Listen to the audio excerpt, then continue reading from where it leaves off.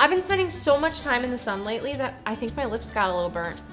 Well, I have a sweet citrus lip balm that'll be perfect for helping your lips recover. Awesome.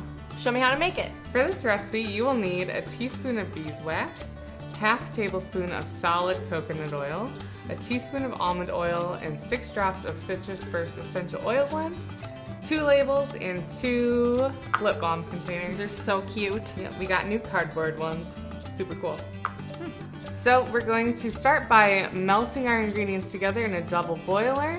So we need a teaspoon of beeswax, half tablespoon of solid coconut oil, and that's going to get us to a good consistency. A teaspoon of almond oil. So we'll just bop this onto a double boiler, melt it, and then we'll add the essential oils and pour it into our lip balm containers. Now that we have melted it, let's go ahead and add the essential oils. We're gonna add 6 drops of Citrus Burst essential oil. Okay.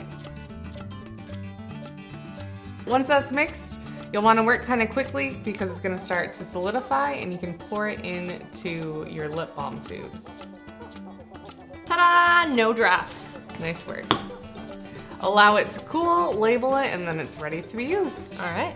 In the end, you'll end up with adorable little lip balm tubes. If you're a subscriber, this comes in your monthly box. Oh, and you just push this guy up on the bottom? And you just push up the bottom for Citrus Sweet Lip Balm. It's nice. And cute for your purse.